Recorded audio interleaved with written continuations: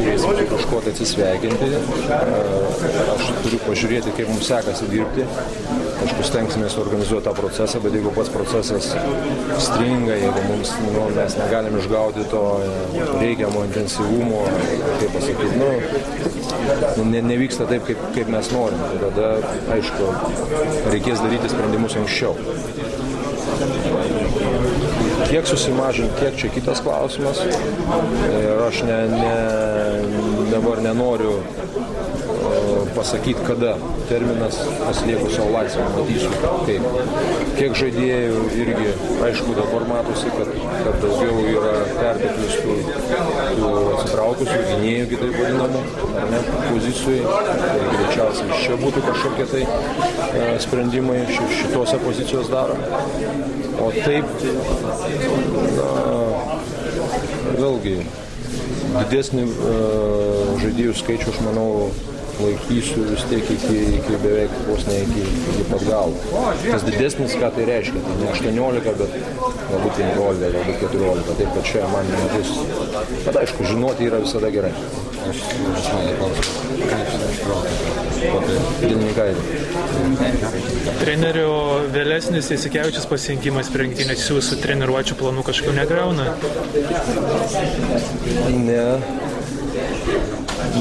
Negriauna. Pirmiausiai sutarėm su Šarūnu ir jis jau tada pradėjo pats ruoštis, o dabar jis turi dar ir planą, kurį Evaldas nusiuntė. Kandratavičius, jisai kiek galės, jisai ruošis. Manau, kad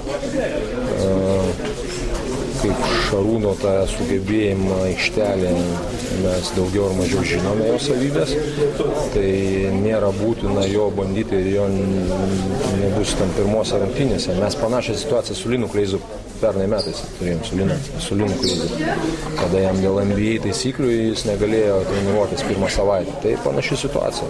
Aš nematau didelės problemos ir mes tą laiką galėsim ištęsti ir paskirti dar Šarūno tai, sakysim, sportiniai formai kalbėti, kur iš čia, kaip pasakyti, tai vėl suvėlau pridėsime ten.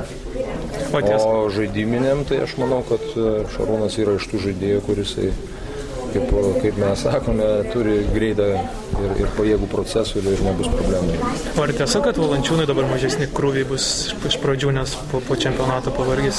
Mes žiūrėsime, stengsime tą laviruoti ir diferencijuoti, kol kas šiandien jisai atliko visą programą su visais, bet šitą, ką mes šiandien darėm, tai buvo daugiau funkcinio pasiruošimo, tai buvo tokios aerobinės ištvermės darbas ir jam net, kaip pasakyti, aš nemanau, kad jam tas pamaišė tik tai naudą. Šitas yra dalykas. O taip, aišku, žiūrėsim, kalbėjom su Evaldu, kad kažkiek tai, bet matot, aš nemanau, kad tai kažkokios tai bus problemos, todėl kad yra gana daug žaidėjų ir dar rotacija bus ir to intensyvumo mums ir nereikia pradžioje tokio didelio ir jo labai ir neišgausi, todėl kad tiek daug žaidėjų.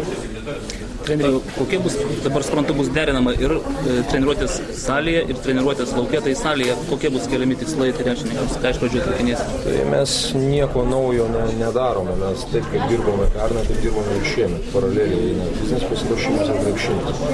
Krepšinėje irgi ir bendrus dalykus, bet jau kažką pradėsime mokintis tam tikras komandinę taktiką, principus, tiek gynybos, tiek puolimo, tokius ir truputį tas technika, grupinė taktika, sąveikas visas.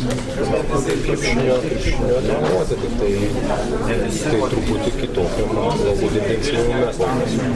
Ar taktiškai jūsų schemose, jūsų galvoje, tas žaidimas labai pasikeis nuo to, kas buvo pernai Turkijoje? Kažką tai naujo įsidėsime, bet patys principai, pats stilius aš norėčiau išlaikyti tą patį. Norėčiau išlaikyti greitą krepšinį, agresyvų, abiejose aikštelės pusėse, tiek gynyboje, tiek puolime. gerų kamuolio judėjimų, komandinio žaidimo mentalitetus. Ar yra pavojus, ar išvelgėte tą pavojų, kad tie krepšininkai, kurie pernai iškovojo bronzą, šiemet atsidurs lyg šešėlėje, kai grįžo daug veteranų? Iš tikrųjų negalvoju, o tikiuosi, kad visi dirbs ir stengsis patekti ir tai nėra kažkoks tikslas kažką tai šešėlėje, o kažką tai saulėje laikyti. Tikslas yra, mes žinome, nusikovoti kelalapį į olimpinės žaidynės, pasirodyti kuo geriau, žaisti kuo geresnį krepšinį, kas mums leistų, kad iškovoti, sakykime.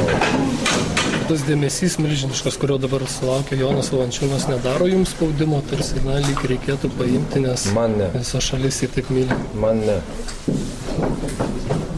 nedaro, aš labai džiaugiuosi dėl Jono.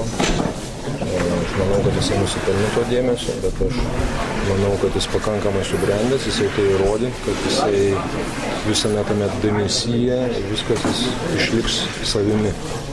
Todėl, kad tas dėmesys, arba kartais mes esame arba labai giriami, arba labai peikiami, o tiesa yra kažkur ties vidurį.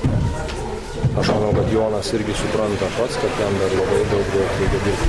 Nežiūrint tai, ką jisai padarė, ir nežiūrint tai, kad aš sakau, tas dėmesio jisai to nusipelnė. Bet aš manau, kad jisai kol kas šauniai laikosi.